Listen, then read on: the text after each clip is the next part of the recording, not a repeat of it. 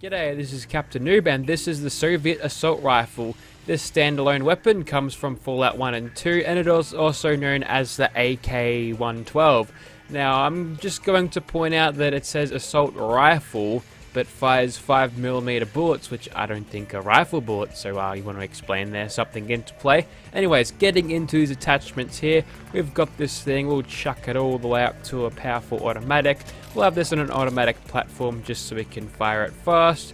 And for the barrel, we'll just chuck on the improved barrel there. As you can tell, there's a decent amount of modifications for this weapon, but generally you want to go for what's the best.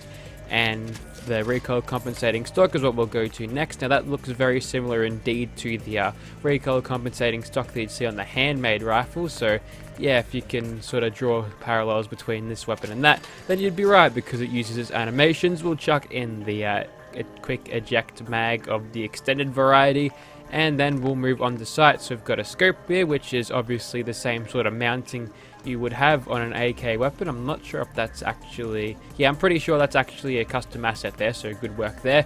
You can have a reflex sight and a range of scopes if you feel like it. We'll go for a reflex sight for better AP usage and faster target acquisition and all of that nonsense.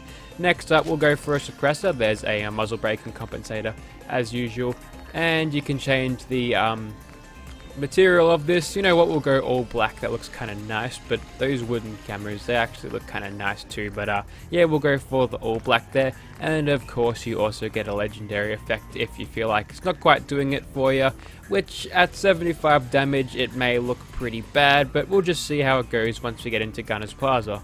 Okay, in Gunner's Plaza we are, and let's have a look at this weapon in third person. And what I got to thinking is just how strange it is to have these weapons in this game when the art style is just sort of modernized a little bit. It's definitely a strange looking weapon to find in this, but you'd sort of accept it if it was in the original Fallout, but everything now looks a little bit more modular and modern. But anyway, we'll get stuck into these gunners here. Got plenty of rounds to shoot them with, and the recoil is nice and low, so we can just hose down all of these guys with all of our bullets. Since we're firing only 5mm bullets, I guess in real life it'd be able to penetrate their armor a lot better, but I don't think that really translates to this. But as you can tell, we're not doing too bad damage despite all of this. We are definitely making better use out of the 5mm bullets than we would with the minigun, that's for sure, and we're probably killing them faster too despite having a little bit lower rate of fire. We'll switch to third person here.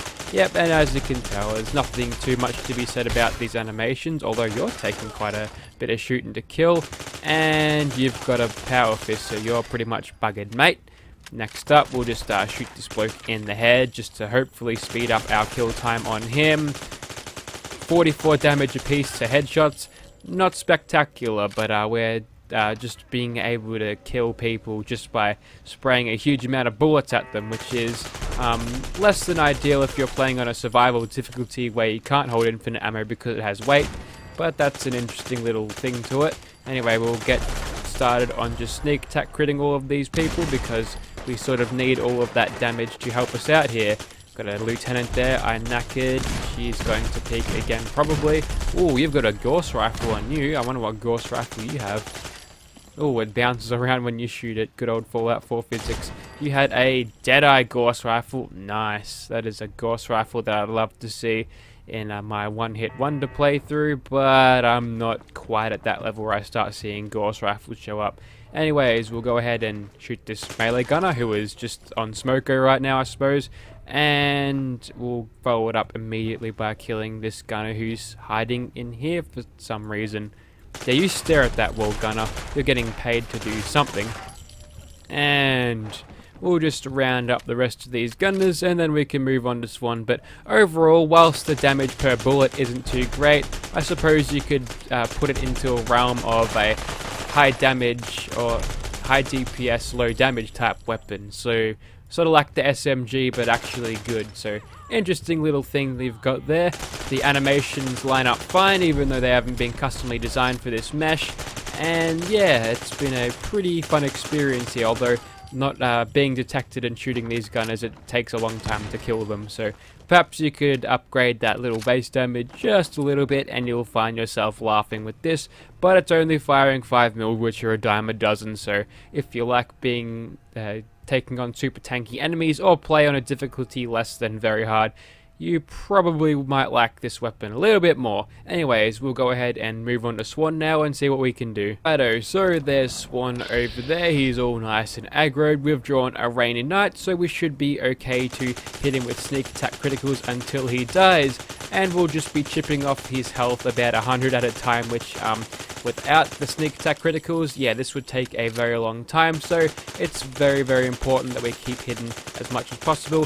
Plus, aiming for his head is a good way to stack up just a little bit more damage, as you've got a little bit more damage multipliers from hitting him in the head, which makes sense, and also a skill gap and all that nonsense there.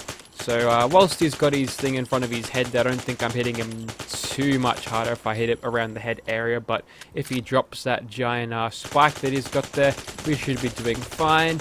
But he's almost dead anyway, so I don't think it matters all of that much. Any weapon with a suppress will probably do well against Swan as long as you can't see him, unless it's a crappy pipe revolver. Don't ever use those.